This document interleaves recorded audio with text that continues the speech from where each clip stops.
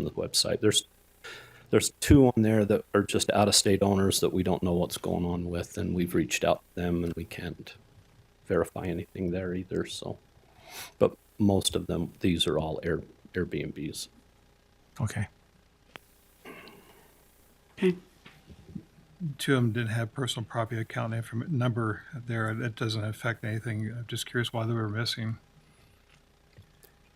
I'm sorry, what? The personal property account numbers, missing on 2 of them. I'm just curious if that Those are the 2 that are outside. yeah. Okay. It's important to note, Mr. Chairman, if I may, it's important to note that making this change now is great because we'll be sending out valuation notices at the end of February. And anyone who is being changed in error, they're going to see a humongous jump on their tax notice. And so that will likely cause them to call us, and we'll get this fixed before the end of the year if there's anything that's been done in error by mistake, which happens occasionally. I mean July. Sorry. I was wondering. Went out in July. I know what month it is. I swear I.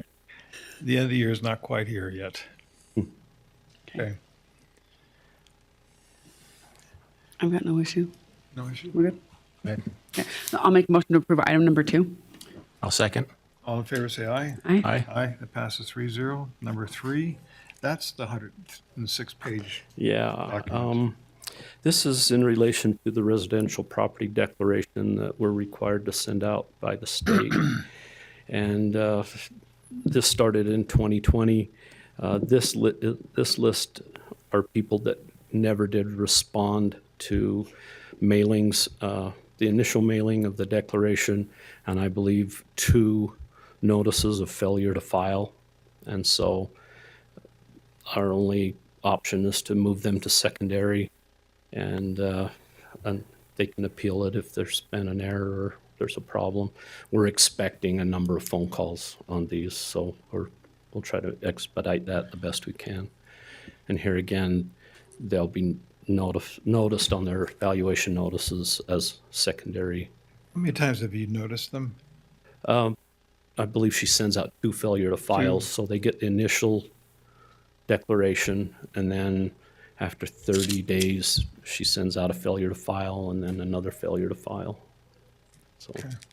and they also got the notice that the residential exemption is going to be removed and it'll go to secondary. And the notice shows what their taxes are going to be under both classifications. Let's turn that off real quick. So, Okay. you know, we wish we didn't have to do that, but we really don't have any other alternative based on the way the code is for the declaration process. I'll make a motion that we approve number 3. I'll second that motion. All in favor, say aye. Aye. Aye. Aye, it passes 3-0.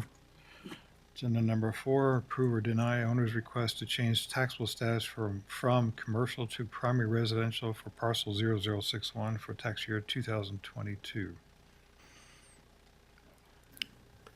This parcel is up in Birdseye. It was used as a residential group home for boys, I believe. And the business was in the process of relocating to Payson. They hoped to be in by the first of the year, but they did go a little bit over. So the classification has been commercial, and that's the way it is on the records now. It did go under contract. They listed it in August of 2021 with the intent to sell. The contract was in March of 22, and then it closed in May. And so the new owner has already moved into the property.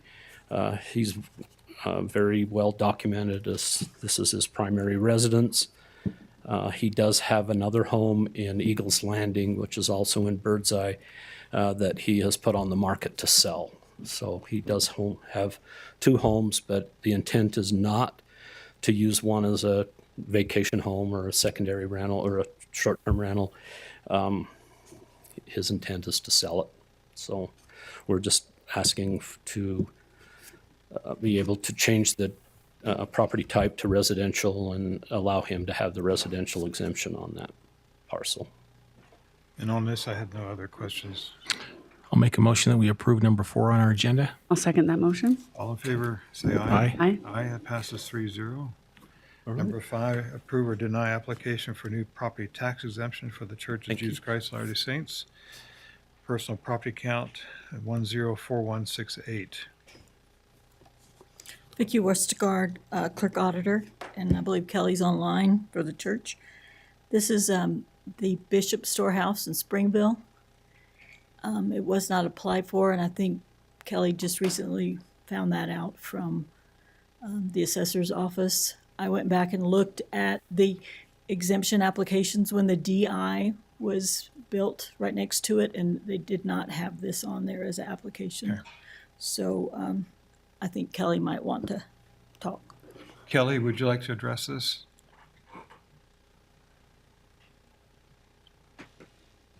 Looks like you're still on mute.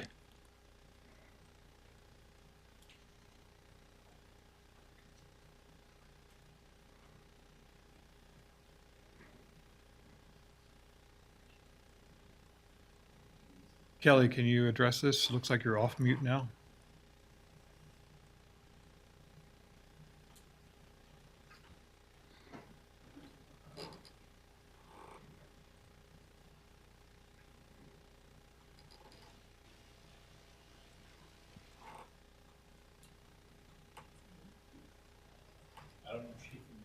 She's going on and off. Let's try it again. How about now, Kelly?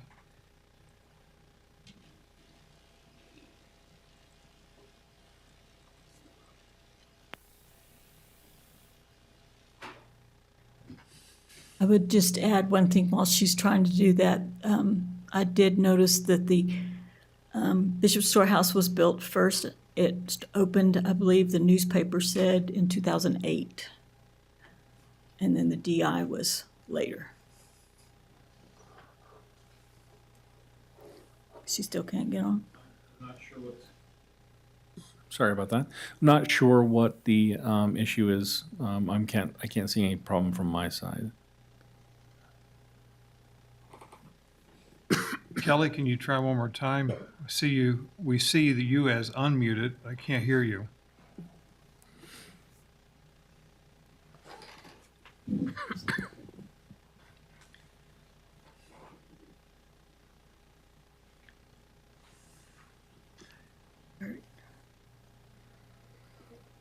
Do we have to have her make comments on this based on what Vicky's already told us? Well, we do know she's on there. She's trying, so she does meet that, come before the commissioners type thing. I think the intent is met, and legally, there's no requirement for her to actually speak. She's saying that I can hear you, but I can't get my end to work. Kelly, I think you maybe just need to make sure your microphone is selected to the correct source. What about that unmute thing at the corner there? Does that have anything to do with it? Up there, it says unmute. Is that- Can you hear me now? Yeah. Can you hear me now? Absolutely, Oh, yes. okay, sorry. I apologize for that. No, I was made aware, as Vicki stated, that it was not originally applied for when the DI went online, so we're just correcting that error. And we submitted all of our personal property data and also our application. Okay. Anything else, Vicki? So, my question is, it was after, the March 1st deadline. And it isn't an application within 30 days of it opening or buying the property. So I didn't know if it could be approved for next year and not for this year, or how you do that. What do you think, Paul? On the surface, it sounds like a human error, just an oversight.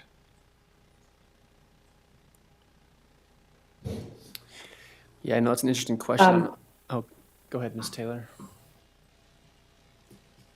I believe I filed a rendition on that, and it is below the threshold of what that. There's an amount that says it's automatically exempt if it's less. Yeah, if it's less than a certain amount, which it is anyway. Because I don't know if that Yeah. has any bearing on your, So it may be she can get it through the assessor's office instead of us. Is this not the real property? It's just a personal property First account? person property. now it's personal property. Yeah. Yeah. That's correct. So if she probably wouldn't qualify, the account may not qualify for the 501c3 exemption this year, the charitable or anyway exemption this year. But if as long as the personal property account is below, I believe, a total of $25,000 in value, it can qualify for a statutory exemption. That's a simpler process. It's done directly through the county assessor's office and the personal property division, and it does not have to go through the Board of Equalization for approval. So it's just a different process that it achieves the same end in this case. Yeah, as long as the account value is below $25,000, she should be able to qualify for that. But she just has to file that timely with the personal property division of the assessor's office. This board does often kind of approve these for the subsequent year. So if you could take that action, I suppose. Jim's gone to get Paulette because she's the person over the personal property. Yeah, when she submitted or required of me to file that, she said I could do either, meaning I could file it through the personal property office or the assessor's office. Quite frankly, I went online and couldn't figure it out, so I know how to do it with the Schedule B. So I went ahead and just filed with that, and I did it before May 15th, which I think is the personal property deadline. Is that correct? I don't, Paulette would know the dates on the personal Okay. property stuff. Hopefully she'll be here in Okay. a second. I know I did get the application from Paulette. She sent it over to me. Commissioners, if you'd like to move on from this, Yeah, we could hold this for. we can work with Ms. Taylor to get that, see if we can help her out with the other process. But if you'd like to move on from this agenda item, I don't know what actions you'd like to take on this particular item. Did you just want to table it till later? Yeah, till later this meeting, so we can hopefully get an answer. Otherwise, let's get this wrapped up. All right, Commissioners, shall we just table this until we, later in the meeting? Sure, I'll make a motion to table item number 5. I'll second. Second, so that we'll table that until later in this meeting. Okay, number 6. Favor? Oh, I'm sorry. All in favor, say aye. Aye. Aye. Aye. Number 6 is approve or deny the 2022 application for new property tax exemption for Hewitt Performing Arts Culture Center, serial number 0030 is the last 4. And this is continuing from March 23rd. And I think at the time, it was a question whether it was educational or charitable status. And because it wasn't being used, but it was in the process of being refurbished, cleaned up and fixed up, they were considering perhaps going toward a charitable route. Any more insight on this? No, I think that pretty well captures the discussion from the last meeting. I believe their initial application, they'd filed under educational, and it was expressed back in March that they were not likely to qualify as an educational entity. But I don't know if I recall correctly, the board seemed willing to entertain an application under the charitable section of the code. I think we discussed that it was being renovated, and so even though it's not currently in use as a charitable facility, that it is under construction to become that. Some people have expressed some concern that this renovation project, if it takes, many years to complete. I don't know what the schedule is or what their intent is, but I don't think the under construction provision, is designed to allow exemption for, many, many years. That might be just a discussion point with the applicant. Yeah, because as I understood the last time, it was all volunteer. I believe most of it was volunteer work That's to true. That's renovate correct. this It's all otherwise volunteer right now. unused building. It's an empty building, sitting empty in Payson. And, Yes. around that corner. Yeah, it's right in the downtown area. It's part of our downtown restoration. Oh, my name's Mike Hardy. And I believe Mr. Hardy amended the application to indicate charitable. Is that Right. correct? Yeah. And so the question that we're looking at is whether the work that they're putting in this unused building is charitable or not for tax purposes. Well, I think that, you know, the end result's going to be a cultural and charitable type resource for the South County area. There's not anything really going to be in that area for a long time, I don't think. How long will it take, do you think, to actually complete it? Yes, they're both on. My hope is that within 2 years, we'll have it all done. At least that's the goal of the board. We're in the process of raising funds right now from some significant resources that we think will help us meet that goal. I agree, it shouldn't go on forever. I've been involved for 10 years now, and I'd like to see it done. I bet, no doubt. Commissioners or members, comments? So under all the other categories, though, it checks off the boxes of charitable. I'm just wondering, Paul, on legal purposes, there's no wording in there. I know in the past we've had discussions even with the state tax, commission on in process, and so does that in process language apply here? And if it does, how can we? Yeah. Because you can't like that in process. There's there had to be it has to be part of their activities, and so I don't know how we measure this one in the same way. So I'm just kind of wondering. Yeah. So last time we were here, if my memory serves, we were talking about whether or not the end result would be charitable or not, right? Whether or not a community theater is charitable, right? And if it is, and that's a decision for the board to make, in your best judgment, if it reduces the government burden, and if it's a gift to the community, some of those things that we talk about. If that's the case, then while the property's under construction, it can qualify for the exemption. I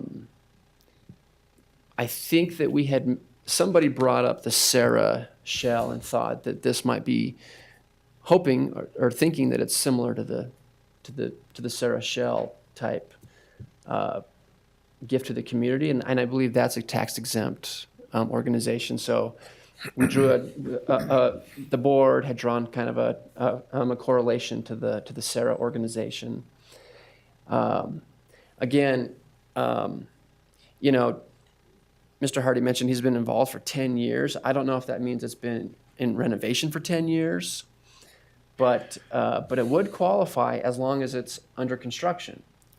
But if the construction process is sitting idle, then the board, would have some freedom to say that's not actually under construction if there's no construction going on. Well, some of the pictures that I provided show actually having cleaned up areas and putting them together. We have built a stage. One of the main parts that needs to be done is to have a stage. That's been built, and it's just about all finished up. So it's not been inactive for 10 years. It's been volunteer help up to this point in time. We're in the process of, like I said, raising funds to finish this off and get it done. So one of the things we do with charitable organizations, I know it's hard with one that hasn't started, but we have standards in which we measure the charitable organization towards, and then there's supposed to be something that they give back, to the community. And when you're starting for the first time, it's hard to say, well, here's what we've given back, because you're just starting. So I understand there's got to be some point to where you start and say it's a charitable organization. The intent is a charitable organization. We can't measure it on the standards because you haven't actually done anything yet to put it back. So I think that I could probably get there on the start of this. I just don't know how we measure it in the next year or even a following year from there. Sounds like, Because if it goes year after year, then then that becomes problematic because there's been nothing giving back, and yet there's been a benefit given, which is the charitable tax exempt status in which nothing's gone back to the community. I think that's the measurement that we need to be looking at. If there's any help, we have had dance groups that have practiced in there. I mean, there's spots where they can do it. It's not complete, obviously, but that's the kind of things that we'll be doing for the community. Is it'll be a place to practice, be a place to have the group community get together and enjoy what they're doing.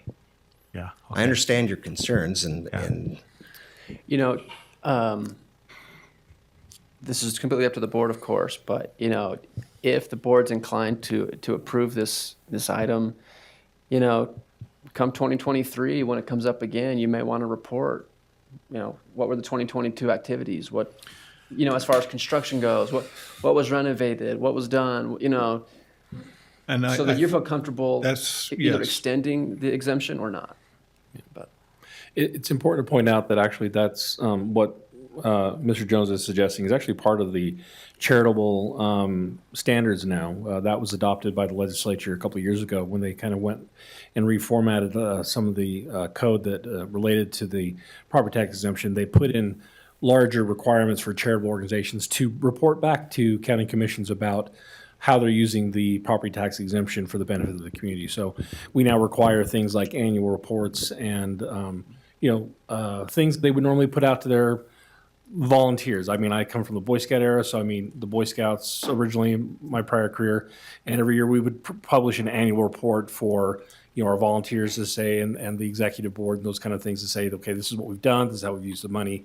These are standard things that we're expecting out of charitable organizations now. So that's completely in line with expecting an organization every year to come report on what their activities were, be able to show the board how they've used the gift of the exemption to forward their charitable mission. As far as I've been here, we've always had that where they have to come and report, afterwards. So I'm sure we'd be willing to make that kind of a report for the next time around. I have a couple questions for him. Do you have a building permit Yes, for the we do. construction? Yes, we When do. was that effective? Is back last fall, I thought. Okay. And the pictures that you sent in, were they recent pictures? Yes, they were as of March, the time when I came in from before. Okay, and also, when was all that construction, like, was that recently that was done, or was that several years ago? On the stage, no, that's been ongoing for the last approximately 5 years, volunteers coming in and doing it. Because with the building permit, I think it would kind of be like vacant land. If they have the building permit and they're, actively doing something, that it would meet the standards. yeah, building permit triggers a whole different It's the conversation. last time I called. But building which was permits don't last earlier, if they forever didn't, either. right? No, there's a But they time said they constraint have on it building now. permits, yeah. So, and they expect to be done in about 2 years. So if we come back a year's time from now, we can see what's changed, compare what we have now in our hands and show what has been done in the next 12 months and add that to it. And I'll report that to the board. Let them know that's what we're going to do. Any further questions? I'll make a motion that we approve the application for the new property tax exemptions as stated number 6 on our agenda. I'll second that motion. All in favor, say aye. Aye. Aye. Passes 3-0. Thank you. Okay. Do we have any more information back on number 5? We're here now?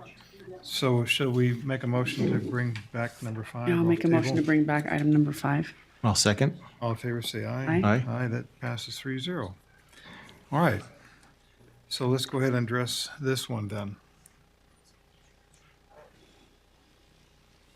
Is she applying? Would she be eligible for y'all's program?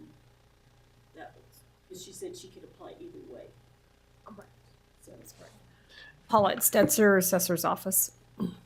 And I understand the question is whether this entity would be applicable for an exemption.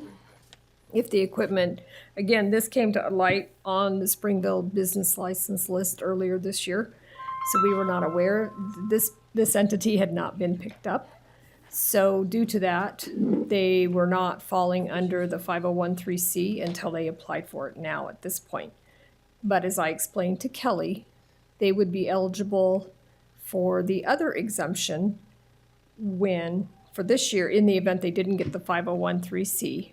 So they could blanket it next year under all of their other requests. So they would be eligible either way. So the question is do we keep this on our agenda to approve it, or do we strike it from our agenda and just go through the personal property application that's in your office? And you're asking my opinion? Yeah.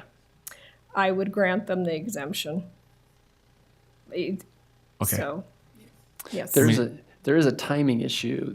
That is true too. There's a timing issue unique to the exemption where the timing probably doesn't affect the personal property value exemption, whereas it is affecting the charitable exemption. You're supposed to apply for those, by, what was the March deadline, 1st. Vicki? By March 1st, or within a certain number of days after building your property, and both those deadlines have passed for 2022. So that's a hiccup with your agenda item currently, is the timing issue, whereas Paulette's process may be still possible for 2022 to go that route. So if we struck it from this agenda item, then they could still do it through Correct. Paulette's process.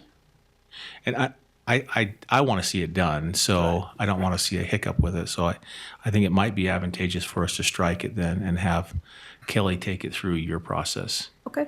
And then in 2023, if Ms. Taylor would prefer, she could bring it back through the charitable process in 2023 Right. with all of her other accounts. Yeah, just add it to the list at that point. I'm just wondering, Kelly, does that make sense to you? Yeah, it does. I just want to just reaffirm that the DI was on our continuing exemption list for real property. I didn't understand her. I did. So, The real property was on, but this Right. personal property Just account the wasn't. personal is what it yeah, is. property was. right. And then Yeah. next year, she would need to apply as a new application for this personal property account. Okay. When you bundle it together, just do it as a new application for personal property Okay. next time. Okay. Okay, Also, just as a reminder to the board, you might need to motion this off the table. we did. We did. Oh, you did? Yes. Yeah. We're fast. Oh, I missed it. I can't believe we surprised Paul. That's amazing. I will be reviewing the minutes now. The Does video. that mean that you don't review the minutes? Ms. Taylor, are there any other questions you have on this or comments?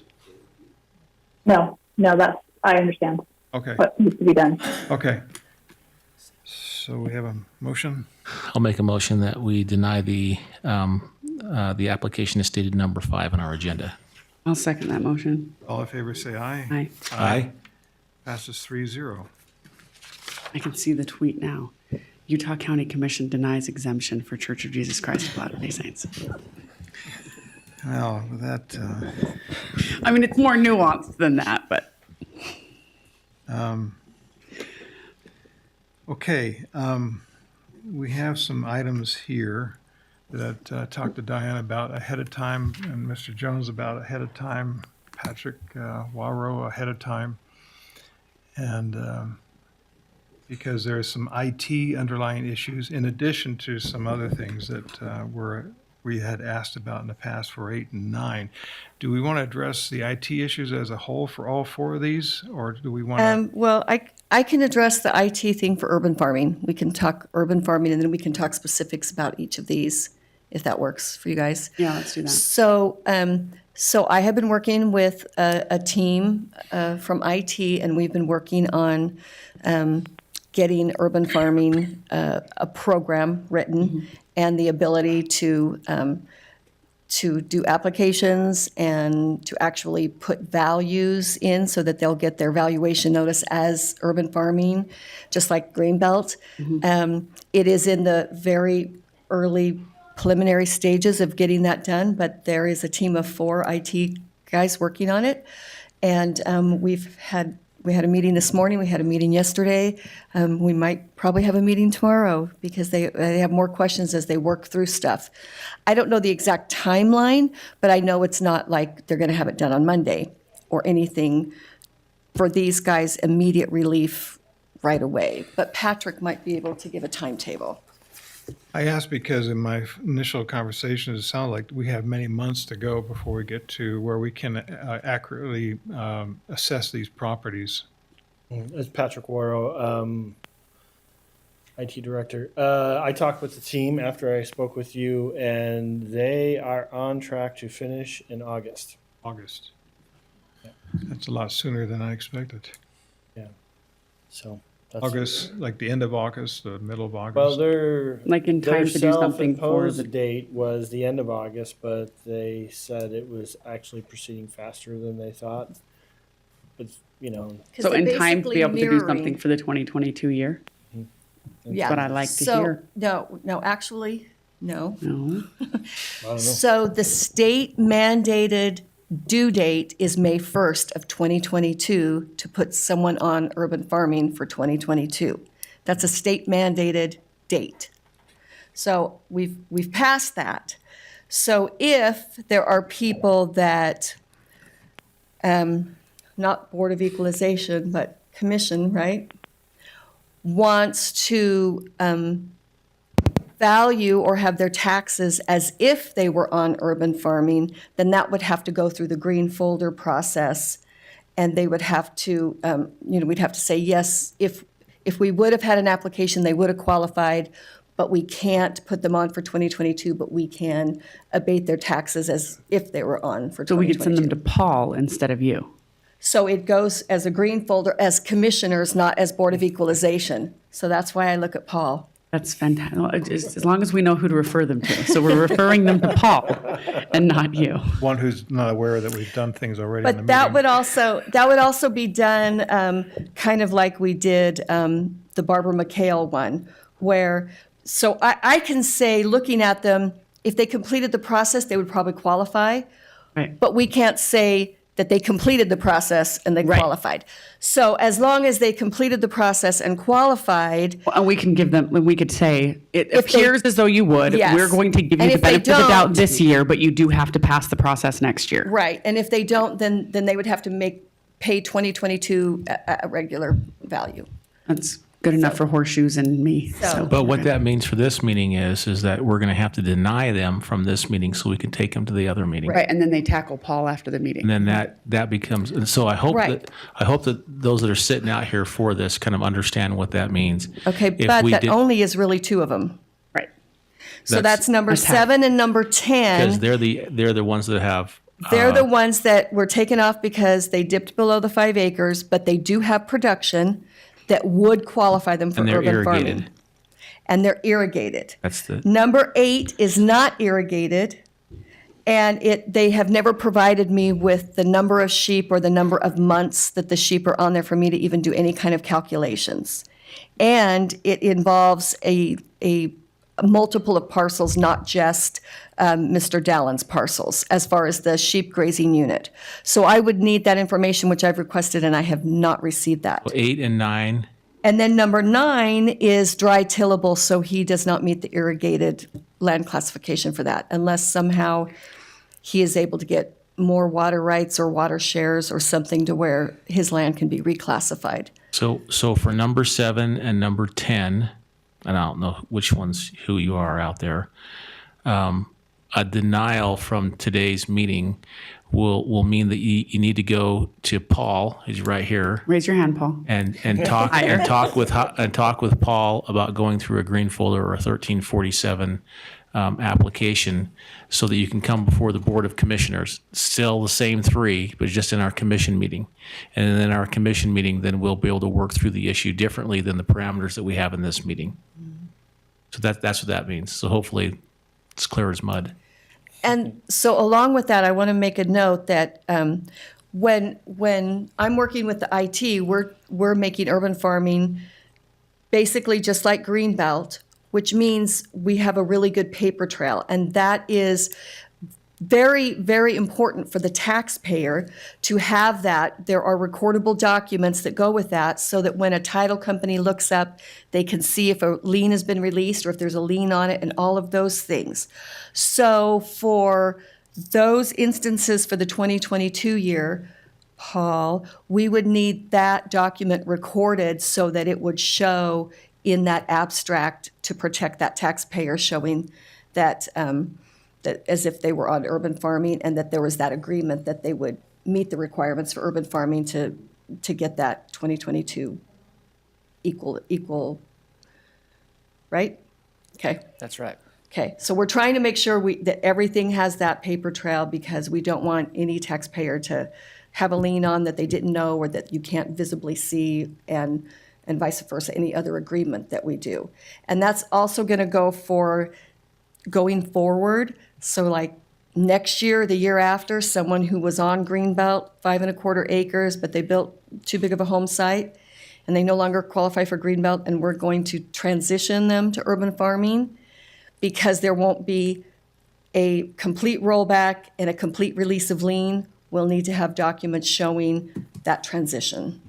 And part of the protect them. challenge of this is that when you go to the urban farming, you're still going to have a portion of your property, if you have 5 1/4 acres, if it goes over that 1/4 acres, that is not part of the urban farming. Correct. That's part of the challenge that we're running into, is that you got part of your land that will not be part of the green belt, just because it's now Right. off. It's only that part that you're actually farming. Right, that you're actually applying for, and that protects them so that there's not a lien on the rest of their property. Right.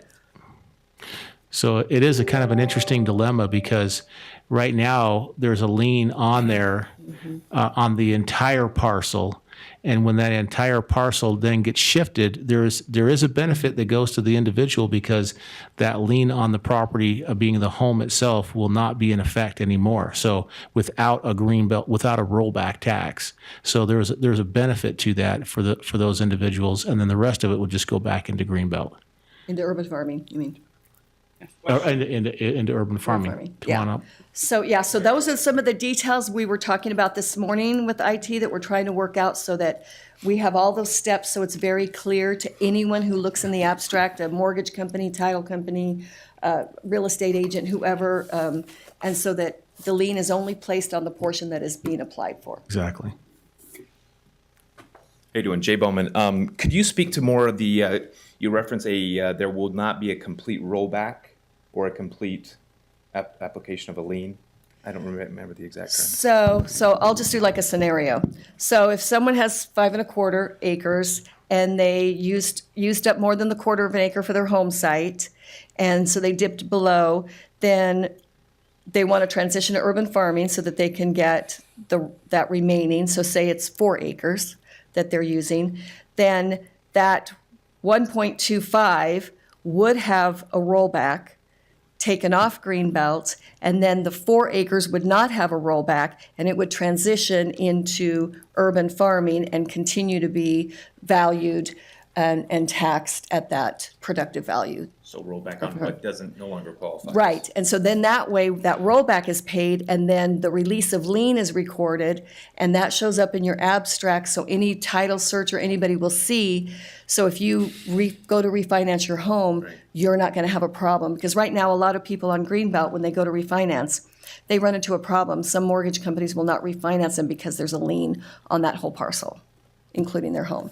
So this will help protect that from happening. Thank you. Makes sense.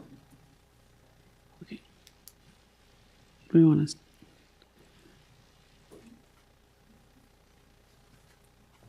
Howdy. Rich Bowman, of course, this is Jay. You were talking about scouting. You were scouting for a while. I was a Boy Scout. He was an Eagle Scout, so we were all about that. I'm continuing. I started my appeal in November of last year. Then we went to December, and it was going to be May, and then we, transitioned into this month here. My initial appeal was over the rollback tax. If I could just refresh on that. I got an email from Ms. Garcia. On it, it said, she said, upon closer look at your parcel and the parcel number, which is 5.3 acres, it appears that 1.25 acres, which is what she was talking about here, is being used in conjunction with the residential use. This does not leave 5 acres in agricultural use in order to qualify for the Farmland Assessment Act. When I gave my application, the first time I ever got one, with the application, I put on the application, and I've got that right here. On the application itself, I put down, it says how many it says irrigation cropland, and I put 3 acres because that's what I got. And I measured it out 3 acres. I was also told that I had to put 2 years worth of receipts. Now, I didn't have 2 years worth of receipts of selling hay because I didn't even know that I was supposed to do that because we were from out of state. We bought the house in 2016. Didn't know anything about Greenbelt at all. And when we bought the house, basically the escrow said, congratulations, you got Greenbelt. Just make sure you grow your crop, you sell it, and you're golden. So that's the information that I got. And then when, during the course of another application, we had a name change from my wife's, my wife's and my name to the Bowman Family Trust. And so as a result of that, then they had to reapply for the Greenbelt. So I did that, and this is this one right here. And I put the 3 acres on there, and I also put on my receipts that I had 3 acres that were farming. And it was approved. So on there it was 3 acres, it was approved. So on both of those were 3 acres. I submitted everything and got it back and it was approved. On the previous application, I think you saw from last year, and I know it's been a long time since you saw my face or, from last year and all that kind of stuff, but I submitted a packet and I had on there about 32 years of which the same exact property has been approved for Greenbelt. Including myself, it was approved, and it was previously approved, of course, with Ms. Garcia. And she had approved the previous owner also for the same property. So my question on the rollback tax is, and I know it's a law thing or that kind of a thing, was what would a reasonable person, an ordinary person, think or do when I bought a house there? According to Black's Dictionary, of course, the attorneys, it's one of their Bibles. It says, is an ordinary person, myself, who exercises care while avoiding extremes of boldness and carelessness. So I'm right in the middle there. So when I bought that house, and they said, you got Greenbelt, they said, yeah, I've been on Greenbelt for 30 years. And I go, well, that's great. Okay, so I didn't check into anything. They didn't offer anything. That was it. So what is a reasonable person expected to know in a situation when we had moved from out of state and we had never heard of the Greenbelt or the Farmland Assessment Act before? We weren't told by escrow other than growing the same crop as the previous owner and selling it. This same exact property had been Greenbelt certified for 32 years, and we did exactly as we were told in order to stay qualified for Greenbelt by growing 3 acres of alfalfa and selling it. That's what we did. And when we bought the property, had we been told or known that our property was in violation of Greenbelt protocols, then we would have basically had 3 choices. Choice number 1 was to willingly, if they told us, hey, your property doesn't qualify for Greenbelt. Item 1 would have been violate protocols and be dishonest in order to keep the Greenbelt status and just not tell anybody. Oh, we'll just keep telling it, we'll just keep signing out the form. Item 2, convert the property, otherwise the 1.2 acres that Ms. Garcia was talking about, has my lawn and garden and trees and things like that, which is the way it was when we bought it. It's the way it's been for the last 32 years, would be ripping up our lawn, garden, trees and everything to meet the required Greenbelt specs and then reapply for Greenbelt. And then item 3 was basically pay the regular property tax and then keep the property just as we bought it. Had we known when we bought the home that our property wasn't Greenbelt qualified, we would have opted to pay the regular tax. I would not, I mean, the home's a beautiful home, beautiful yard, all that kind of stuff. Grandkids come over and play on it. I wouldn't have changed anything on it. Had we known that, that's the way we'd be paying regular tax, and I wouldn't be here in front of you trying to plead my case. On the website, it says under Utah Farmland Assessment Act, it says the production requirement may be waived if the owner shows that the property has been in agricultural use for the previous 2 years, which it has been for the previous the previous 32 years.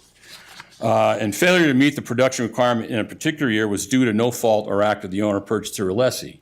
Okay, so I'm pleading that I didn't meet the 5 1/4 acre requirement because I didn't know anything about it. Now I know about it now, and it's true that my acreage does not qualify for the 5 1/4 green belt. But at the time, I had no idea up until I was sent this notification saying, hey, you no longer qualify for it. And I asked my neighbors, some of my farmer neighbors, and I said, you ever heard of that? A lot of them said no, had no idea. As I later found out, the same property via the Utah County Assessor's documented approval had been greenbelt qualified for the last 32. It's been in agricultural use for the same 32 years, which it says on this as a possible waiver or exception. Our failure to meet the required production requirements was due to decades of previous approvals by the Utah County Assessor's Office of this very same property.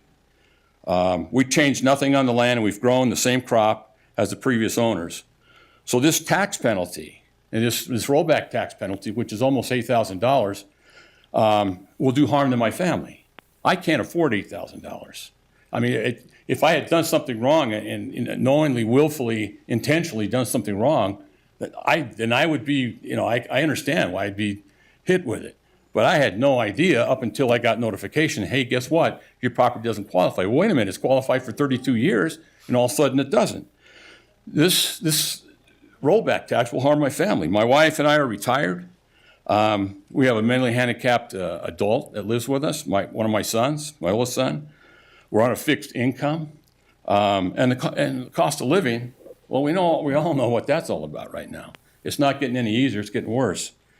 So based on the facts that I've presented today and based on the previous documentation that I sent originally from back in November to you commissioners, I respectfully ask that you waive the rollback tax penalty, that this tax would indeed harm my family. And I thank you for listening. Thank you. So you want to recap what you had expressed earlier? The problem is that we can only function within a certain parameters that the state legislature has put us in. And for us to do that in this meeting, even to adjust it in this meeting, is not going to work. It just won't work because it will go to the state tax commission and on an appeal basis, and you'll lose there. Even if we were to grant it, you would lose at the state tax commission, just because what you have is what you have right now. The past, I mean, none of us were here in the past for, what happened and how that went through. There is an advantage that you've had this, tax exempt or this lower tax rate for a period of time, and technically didn't qualify on a technical basis. So there was an advantage that you had over the years from that. 5 years. Yeah. Okay, 5 years. You've had 5 years worth of 5 years, an advantage penalized there. for 5 years. What this commission is probably one of the most friendly commissions when it comes to, this type of issue. I think we really want to find solutions to it as best as possible, and I think we're sympathetic to it, even though we have our own boxes that we have to work within. And in this meeting, we cannot really do what you are asking for us to do. But what we can do is deny this, take it to our commission meeting, because right here we're not acting as commissioners. And so we take it to our commission meeting, and then from our commission meeting, we can soften that. I'm sure we can't get rid of all of it, but we can soften it. We can get rid of a lot of it. And we can do a lot more there. And that's the opportunity I think there for us to do something. In this meeting, it's just not it's just not going to work. And so I think Yeah, as so I think, commissioners, we have a what better he's opportunity. saying is, we're gonna deny it today, but that's not the end of this.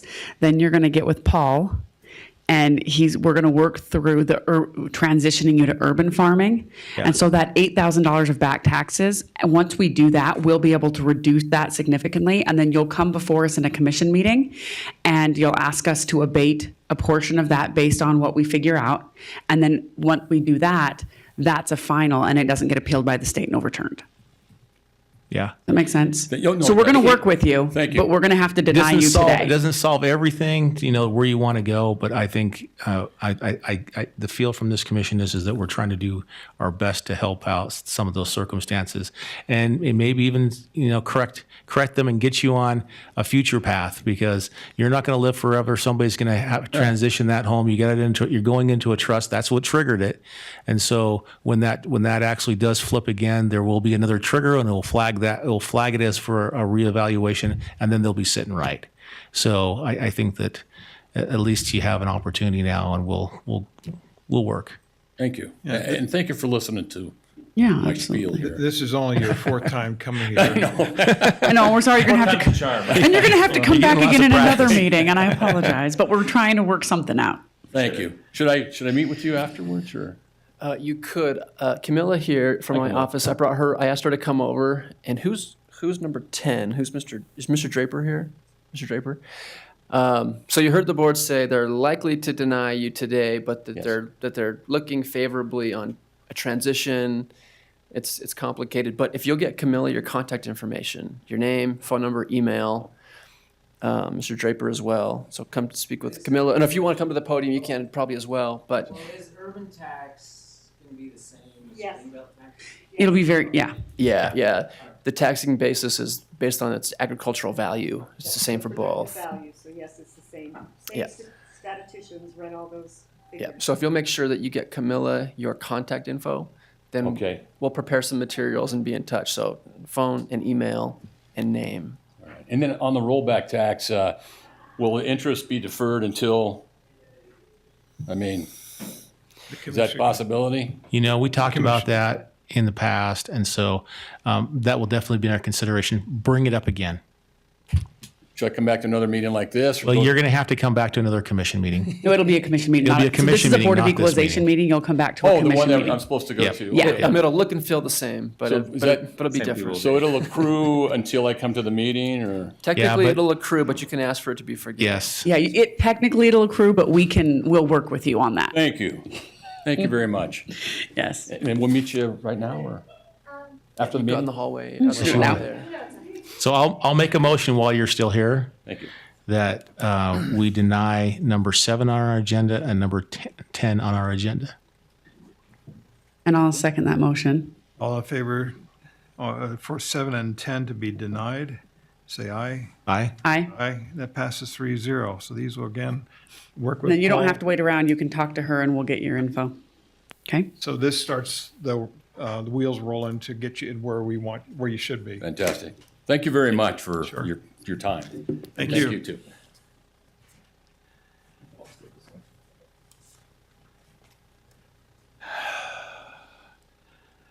Okay, so we'll go with number 8 now. Approve or deny application review by Board of Equalization for Farmland Assessment Access for serial number 0135 through N36. Any comment on this? Yeah, I'm Paul Dallin. I've been working with the planning and zoning a little bit. There's a lot of parcels right there that I own, and they're kind of chopped up. And there's been some issues with getting it recorded through the county and everything. And so we've got the property lines adjusted to how they're supposed to be, but we're still got one parcel that's in the wrong name. I'm still working on that before.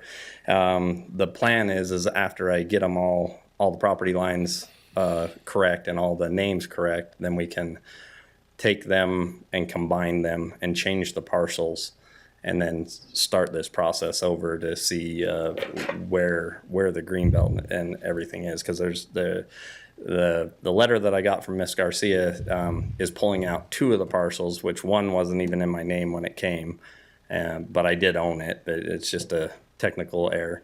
And so I'm trying to get that all taken care of, and when it does get all combined, these tax ID numbers will be gone. They'll be null and void, and it'll only be one parcel at that point in time. Okay. And will those parcels be over the 5 acres needed? 80 acres. It'll be 80 acres? Yes. Okay. The And it is question is actively production. being farmed? Yeah, Okay. we have sheep on it.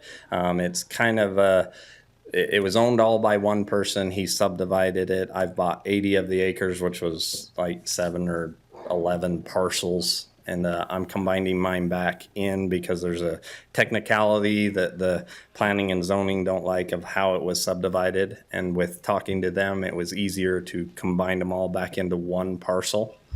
But there is sheep on there. I don't have the fence all the way up, but I plan on fencing my entire 80 acres so that the sheep can stay just on so I can control where they are, and I don't have to work with all the other landowners.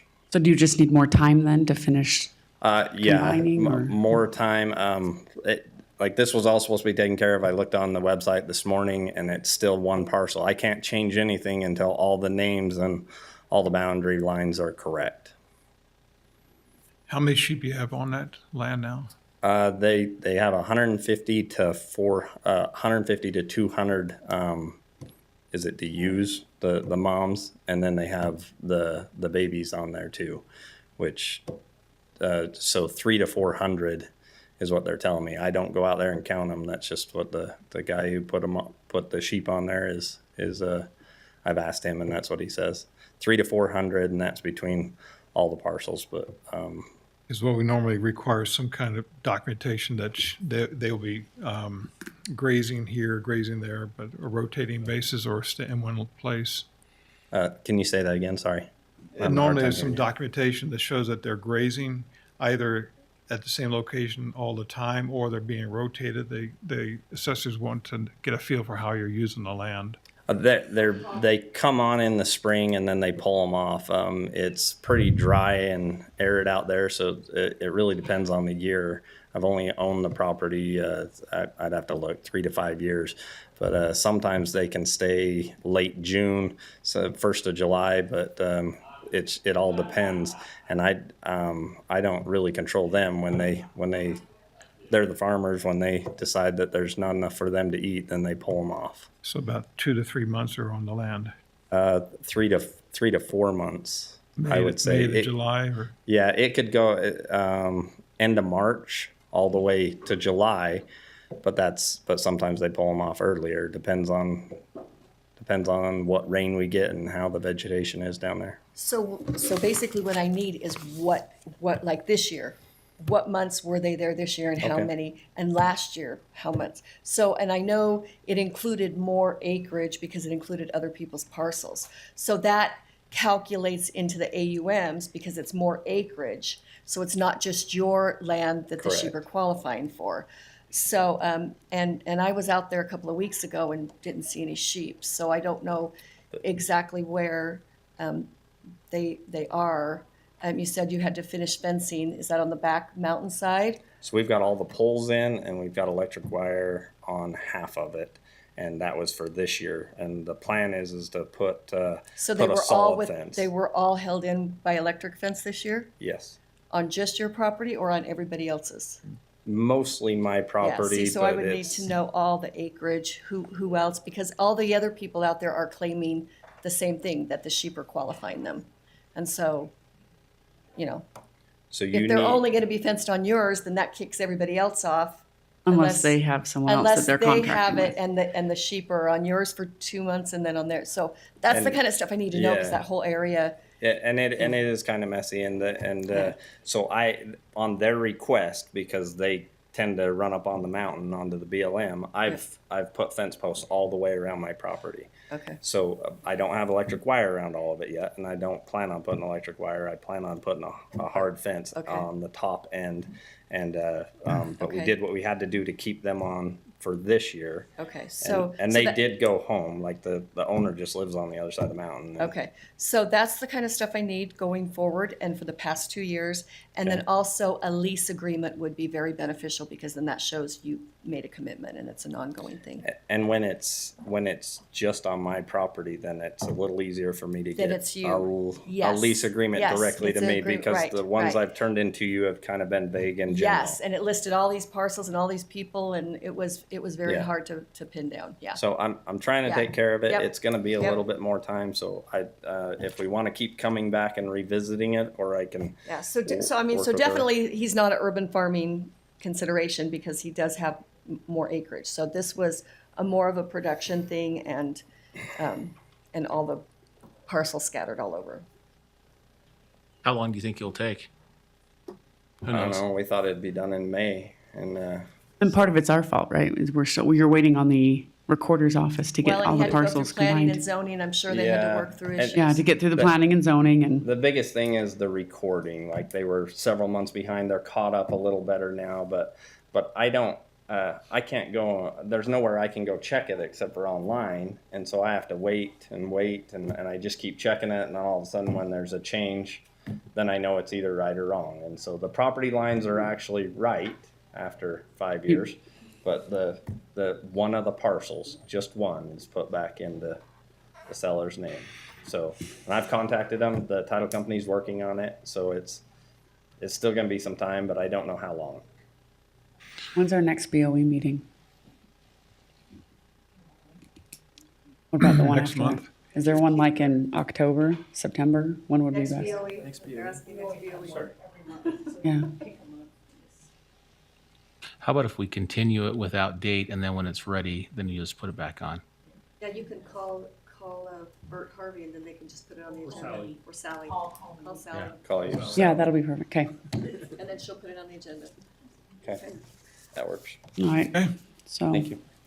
I'll move to continue item number 8 without date at this time.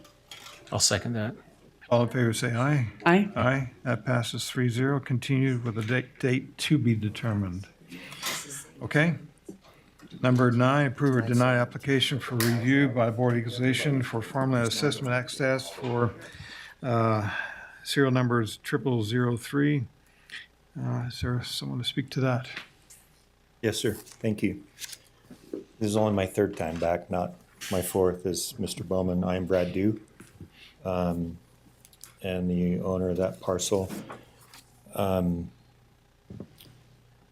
Last month in this meeting, there were a couple of statements made that I just want to quickly review. That there's, I made a request and a question of, similar to Mr. Bowman, of a precedent of many approvals on our property for Greenbelt, and the board turned to Paul and said, "What is the actual ruling on that?" And please correct me if I misrepresent in any way. Paul said, "In my opinion, the county should be able to adjust a decision that's been made in the past." And I didn't take that, so I didn't think quick enough on my feet to ask in that moment last month. But in that setting, I didn't hear an actual legal reference to any precedent of the decisions made prior to being denied. I am not an attorney, and I don't claim to in any way know all of the options, but I am familiar a little bit with equitable estoppel, that I don't know if it's applicable here or not, that Paul could respond to. So that's one question I have. The second question I have is also in last month's meeting, in talking about the variations. In my particular case, the assessment from Ms. Garcia is that our home and landscaping take 3/4 of an acre approximately on 5 1/4 total. And so I'm a 1/2 acre shy of qualifying.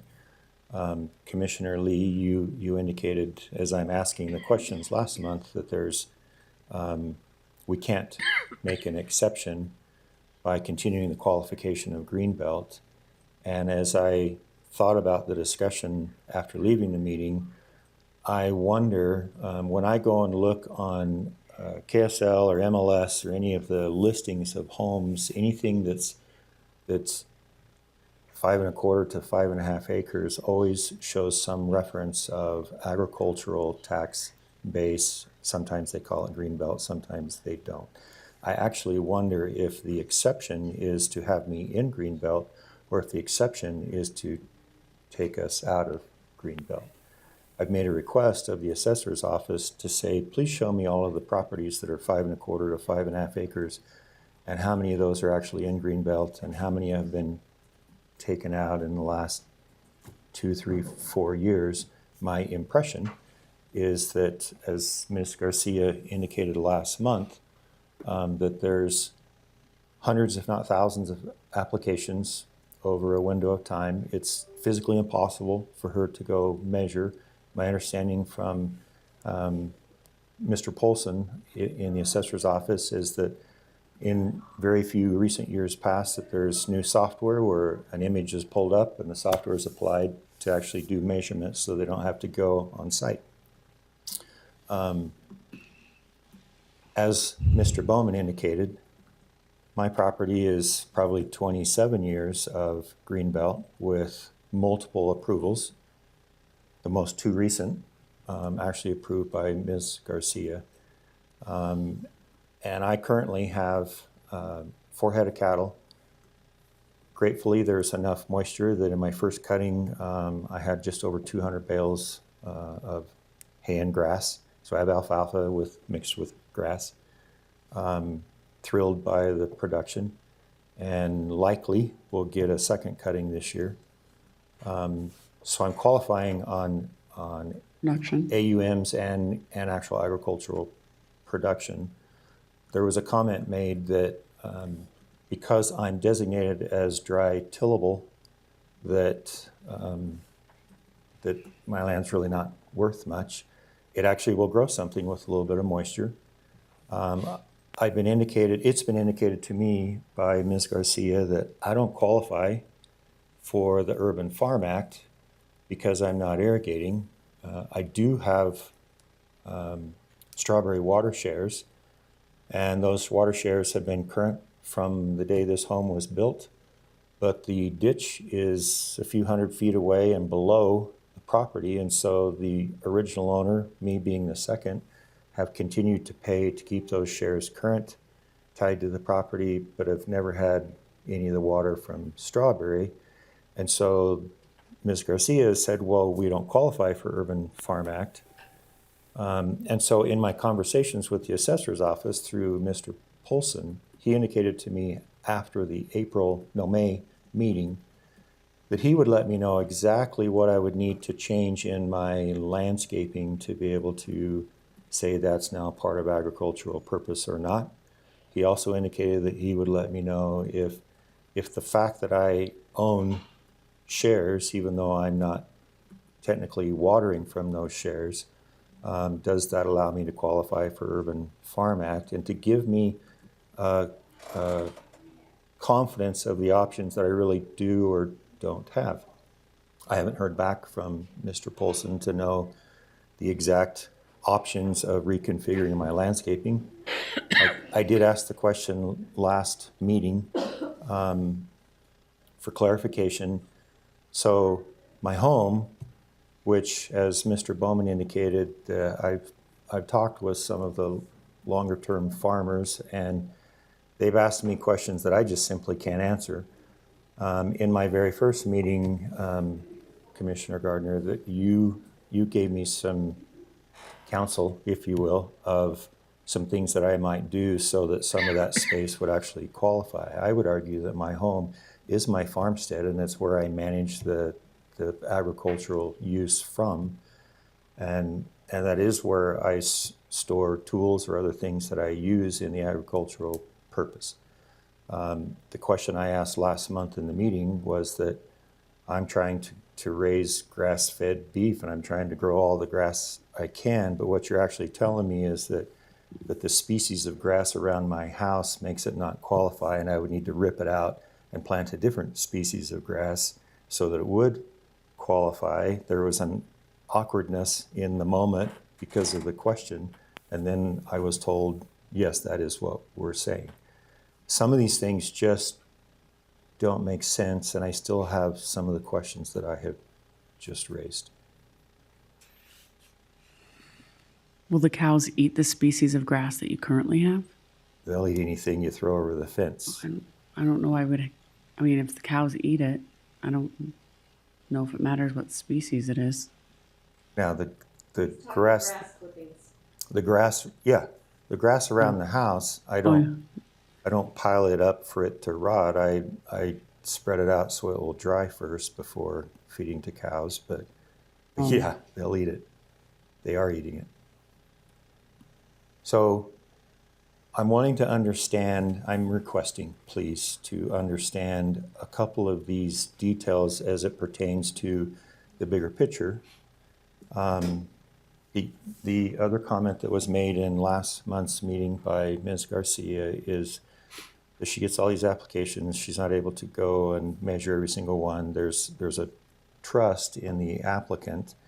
As Mr. Bowman has said, and I bet the three of you have heard hundreds of times, people coming into Greenbelt, it's so difficult to learn the fine detail of, they're trying to learn it, they're trying to comply, and they're trying to align with, to be able to do what they're supposed to do.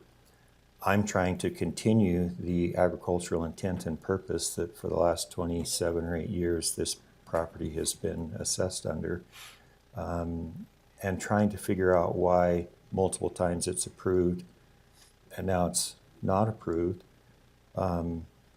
based on the questions. Frankly, I learn more by coming and listening and standing here and asking you questions than I do by all the research that I try to do, which unfortunately is probably why I'm here the third time. So on the question about, the grass that you have, it's documented pretty clear in the act itself what qualifies and what does not qualify, and the shrubbery and landscape that go around a house is pretty precise in what it says it does not qualify for. Understood, Commissioner Lee, and I'm not feeding trees or shrubbery or any of that or garden stuff. I'm simply saying that they do eat the grass clippings from. So literally, it's if it were all orchard grass, and I ran the swather through that and made a bale of it, it would qualify. And if I mow it and catch it and throw it over the fence and they eat it, it doesn't qualify, is what I think you're saying. Yeah, because it just defines, if you had an orchard out there, obviously the orchard itself would qualify just because of the fact that you have an orchard and trees and you're getting production out of it. But as I've read down through it and heard this, this comment's come up a lot. And that is, well, I could just put a hot fence around my house and then have the cows, run around the house.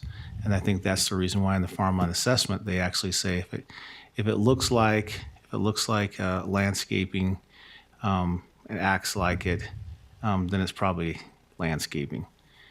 Obviously, there's a big difference between looking at the picture. I'm looking at the picture right now. There's a big difference between the area around your house and the area that you're using for cattle and for growing hay. Right. It's vastly different, and so that's the dilemma that we run into. Is that again, it's predefined on what is use, and not that we're throwing the clippings over. I've seen all kinds of ingenious ways they're trying to, to get this to work, especially to kind of get it down. on the property, so it's below that, and it's at that 5 1/4 or a 1/4 acre on their property. And I think that we have looked at it and tried to, we're even, according to this map that I'm looking at right now, the road we left off of the taking that out, because you could say, well, we're using that as part of the access. There's no production out of that road, except for that you're using it to drive your equipment on, right? So we could argue that and say that that's part of it, but that again is pretty defined in what the Farmland Assessment Act allows us to put in there. If we have culverts or ditches and so forth, I mean, they're all part of it. And so that's the problem we run into. It's probably not a production problem. Right. Production is not the issue. The issue is just the size, the property itself, and that's what we're trying to, how we get past that. And then on the on the irrigation side, it's if you were irrigating it, it'd probably be a different conversation like we had with the others. Yeah, the principal reason they developed this law was what is the principal purpose for that land use? Is what they're driving with, because all the farmers, no matter the size of the grounds they have grass that cattle will feed off of, horses will feed off, sheep will feed off of, but they don't count those outside the fence line as part of their production areas. Even though they might be sticking their necks through and eating that, they don't count that. And so what they're trying to do is limit what is the principal focus, purpose of that land use, and that's what they're trying to focus on with this law. And that's what we're kind of constrained to. What are do. the options? I mean, what the options are? You get another half acre of land somewhere. Well, you own water shares. I'm wondering why you can't pump it out of the ditch. So I've requested there's a developer, there's a large development behind me. I've had multiple conversations with the developer requesting, would it be possible to purchase land to be able to qualify? And they haven't said no, but they've indicated that the phase directly behind me, that the lots sizes were mandated by the city for the approval of the development. So their indication is that they don't think they would sell. I've also asked the same developer, because the ditch they have now buried in its pipe, I've asked them for approval. They're doing a bunch of excavation now, so nothing can be done yet. But when the excavation is complete, I've asked for approval to bury a 4-inch poly line to be able to connect to the pipe so I could leverage the water shares that I have. They haven't said yes or no on that request, but I've made multiple requests there. And so I'm doing what I can to continue the purpose and intent of the land and to Who else uses that ditch? Pardon me? The ditch, the irrigation ditch. Do you have neighbors that utilize that irrigation ditch? So there are 2 neighbors that also have water shares that would utilize the ditch, that neither one of them have, to my knowledge, they are not in greenbelt status for the 2 neighbors. I believe I'm the only one for this several hundred feet. And at the end of this development and the 2 neighbors to my west, then it goes back to open ditch that goes to all of those that are currently and have been for years. Have you worked with Strawberry Water rather than the developer? The ditch, if the water coming through the ditch is Strawberry Water, there's going to be a right of way for that water. You own part of those shares, which means that you are a member of the Strawberry Water, Right. which means that you need to be able to have access to that ditch that has a right of way for the water owners, one of which you are. So you shouldn't have to ask the developer's permission to get access to the water that has a right of way to the organization that you are a member of and own a part of. Thank you. You're welcome. So I would call Strawberry Water, where you are a member owner, and say, I need to get access to this. Or who do I talk to line into the pipe? So as an owner, you have a right to be able to access your water. You've got that water. There's a pipe that delivers that water. You need to be able to have a right to get access to that. There's probably a local water master out there. Right. So, and that's why I told them to call Strawberry Water. Strawberry Water will let you know who the local water master is so you can work with them. So I believe I know at least one member of the Mapleton Irrigation who is also a member of Strawberry Water. I believe I know who.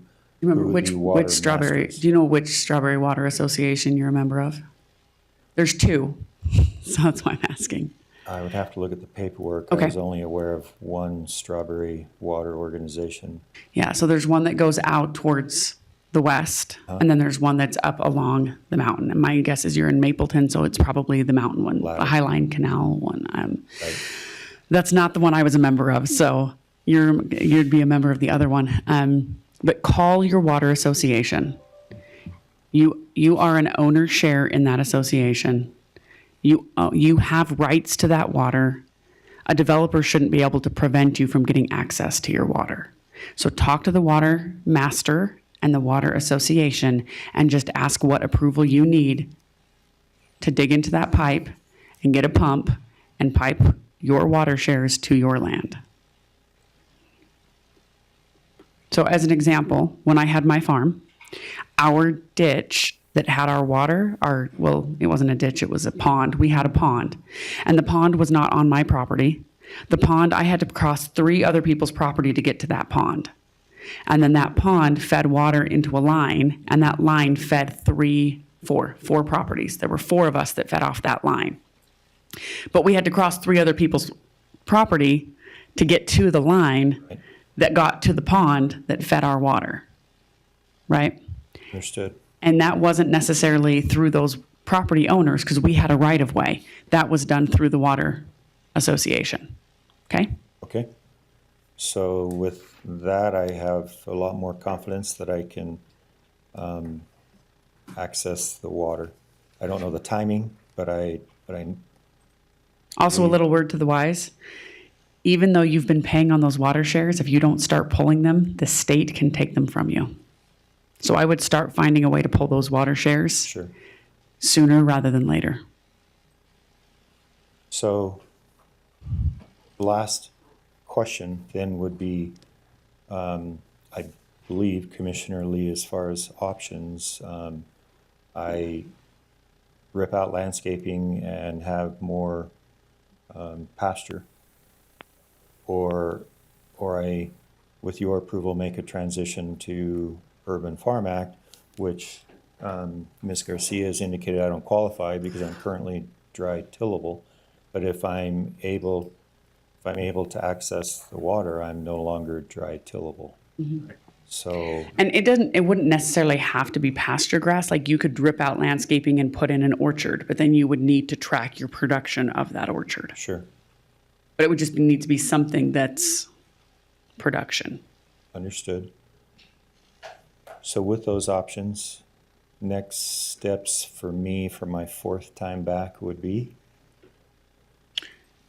Well, you need to make a decision on which way you want to go.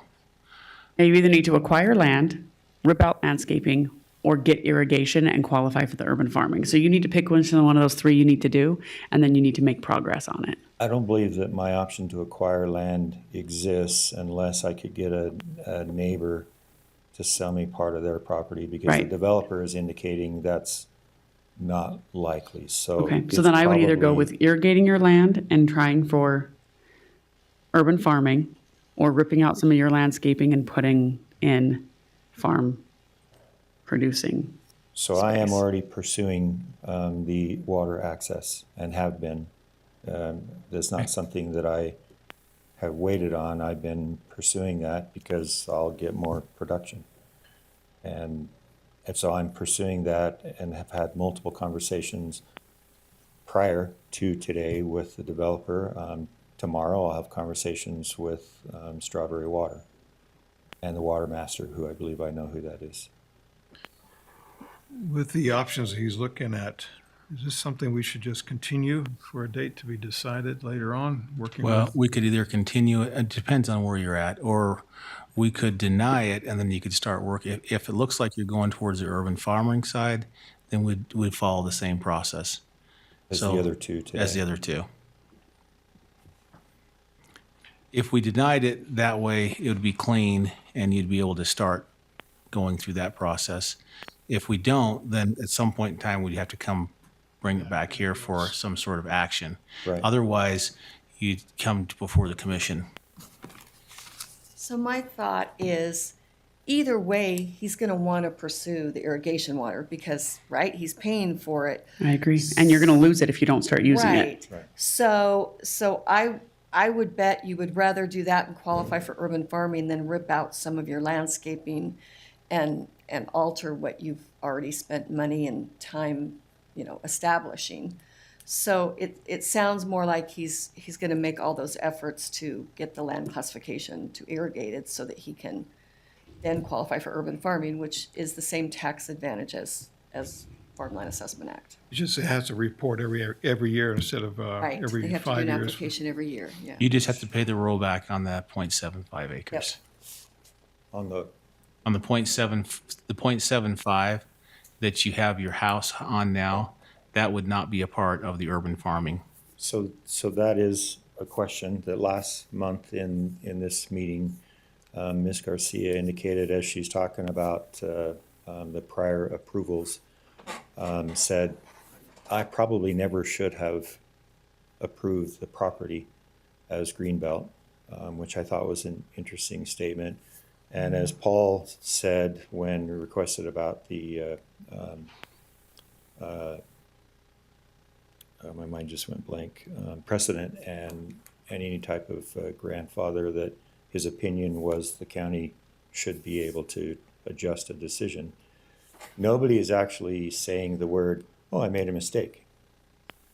And there's a feeling I have, which I will admit, I'm in no intent to insult in any shape or form, a feeling I have that I'm being held to the letter of the law for accountability, but possibly the county is not. And so when Paul said that, then I said, but if the county made a mistake on an assessment, am I the one that should pay for it? And so part of my request would be that if there's an acknowledgement that this should have never been approved for Greenbelt, I would also, as Mr. Bowman kindly said, respectfully ask that there be no rollback if there's a mistake, and that I go through the process to try to get the water and to qualify for the urban farm based on the agricultural use that is going on. So I'm going to speak to that because I think you're talking about in a sense of a bunch of fairness, and I did try to articulate that to Mr. Bowman as well. I don't know, I'm making some assumptions when applications come through or when it goes through on a regular basis. If nothing's really changed, that then Diane just kind of goes through it without going through and looking at every single property in this entire county. So as it rolls from year to year, it's not like she goes out and sees them all. Right. So it'd be easy to just say, move on with the same thing as last year because nothing's changed. But when the triggers happen, that's when it triggers that she has to go out there and take a look at it. Second, if from whoever, from the very beginning, county or whatever, approved of this property, and I have no history, I don't know if there was other property that was attached to it. I don't know what the case was. But let's make assumption that it was just like this, and there wasn't a mistake that happened. Somebody allowed this to happen, or maybe, and I'm making total assumptions, the house was built, it was put on Greenbelt, but everything around it was not in any landscaping. So there was no landscaping, so it looked like everything was part of a farm with a home on it. Right. So it did qualify. And it was moving down that path, and there was no triggers to say, hey, let's go back and reassess it. But then somebody, I'm assuming again, maybe went out there and put a whole bunch of landscaping in, and as they put the landscaping in, unknowing or unwilling, unknowingly, they violated that. But again, it doesn't trigger anything because there was no change in ownership. So now we wind up in a violation. Well, somebody, yourself and others, have received a benefit over the years of having Greenbelt tax status in a sense that they shouldn't have. And so there was a benefit over a period of time to whoever owned that piece of property for a great amount of time. And so there has been, it sounds like a wrong to a certain extent, but there could have been a wrong in the sense that it was not applied equally on this property all the way through. And there's been a benefit to the homeowners, and to the others that we're holding the standards to. It could have been a detriment to them in looking at this. May I respond to that? Sure. I totally understand and see exactly what you're saying. And if I just add to that from my perspective, you may be exactly right in your speculation on the original request 27-ish years ago. I do see in county records that Ms. Garcia approved in 2008 and again in 2018. So even within the 5-year rollback, there was an approval from the county. There were triggers in 08 and 18 where there was approval and triggers to look. And so there's some irony from my perspective. I've just now been there a year. When we signed all the paperwork, there was not any documentation saying there's a lien and do you accept the responsibility of the lien. And I've looked at that over and over and over, the paperwork, and I've talked to the title company. You have to. I don't know how that happens. I don't know how it happened either. So you can go back on the title company. Well, so I'm just saying that from a home buyer, they acknowledged it was Greenbelt, and I have been counseled. Bert indicated when I first appealed and said, "Oh, you made a grave mistake that you didn't have that canceled when you bought the home." And I thought, never logically would that have computed in my mind because I was thrilled that it was in Greenbelt. In hindsight, what I know today that, as Mr. Bowman said, I probably could have submitted an application immediately when I purchased, and I don't know if it would have been approved or not approved, but the last 2 requests have been approved by Ms. Garcia. And so part of what I'm saying is I totally understand that you're communicating that there's been a tax benefit. There's not been a tax benefit to me, and the information I had would never have indicated I should cancel this for the person who did receive the tax benefit, or I should immediately reapply because I didn't have that information, and what I was told was not helpful in hindsight. See, if there's no lien, like you're claiming there's no lien, that you've never seen a lien or signed for a lien, if there's no lien on the property, we don't even need to be here in this conversation because we have no ability to go back and do a rollback on you. If it's not there, it's not there. All I can tell. And also vice versa. So Yeah. if there is a lien and the title company did not disclose that because you never got clear title because there was a lien on it. So you can go back on the title company and they actually will have to pay the rollback, and that has happened on many occasions. Okay. Yeah, that's interesting. That's your legal recourse, because when you sign those documents, they're supposed to disclose to you that you're getting this free and clear with no liens. So if you signed and said, yes, I'm accepting this with liens, and Greenbelt is a lien, then you accepted that responsibility. If you did not in those documents, and they're telling you it's free and clear of liens, then you can go back on the title company because you did not get clear title. I would not say that I am without fault. I have looked at and relooked at all the paperwork, and I don't see anything indicating that I signed responsibility for the lien. I've called the title company, and they're saying, well, there wasn't a lien and there isn't any paperwork for liens. And at the signing event, they did say, well, this is in Greenbelt. And there was not a communication of, here's the potential impact to me or to us, to my wife and I. And so I'm trying to figure this out. I'm trying to do what I need to do. And I apologize to be here multiple times. I do learn way more, even today, way more by having these conversations with your time. So my question is, do you want us then to go ahead and deny this so that you can go after pursuing the urban farming option with the water? So I think the answer is yes, but I'm also arguing or just simply requesting that I shouldn't be beholden to the rollback tax if the assessor's office is saying, I should have never even So approved in that this." case, what you would do is you would ask for an abatement of those, and that's in our commission meeting.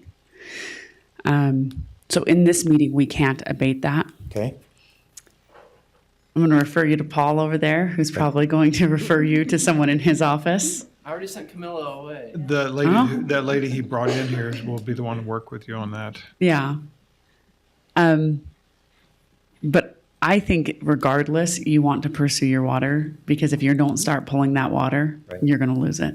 so I am pursuing that and will continue, and you've helped me So- immensely today to continue that. Yeah, so I would say that it probably does make sense for us to deny this today and then have you pursue the water and work with Camilla, Paul, on. Well, no, it's not really Camilla. She was just here to help today. It's going to be Oh, okay. Terry Isel, but I can do that. But Paul will work that out for two things. Number one, you want urban farming once you've got that water pulled, and the possibility of abatement of rollback.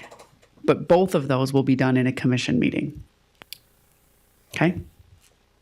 That's what I think your best path forward is. Thank you. You're welcome. Yes. You know, I think that's fine. Just realizing that you're kind of cutting yourself short on the changing of the landscaping at this point. But Yeah, Right. that, you're going to be taking that off the table. Yeah. Would As you, long or as do you you're fine want with to that. leave potentially changing your landscaping on the table? So, That could be a separate discussion. We No, just- it can't. No, We have to, no. we have to decide that now before we decide whether we're going to approve or deny this. Yep. so then I think my request of the commission today, the board today, is to, I don't know what the date is in July, that if it's the third week, I'll be out of town. But if I can come back and answer that, So that'll be a continue. Let's continue it to August then. continue to August, I'll answer that very question. I may have made progress on the water. Let's hope you And- have, because I mean, in that amount of time, you'll want to, I would recommend getting progress on the water now before your access to that line has been cut off by a developer. So I would pursue if I were you, I would pursue the access to that pipe for the water immediately and hopefully have that done in the next 2 months. Thank you. So I will make a motion to continue this item until the August BOE meeting. Second. All in favor, say aye. Aye. Aye. Let's continue to August. Do we have a date, Sally, for August? That's August, sorry, that's, yes, that is August, I had it here, 25th, August 25th, Thursday, August 25th. It's my birthday. Your birthday? It's my birthday. Holy smokes.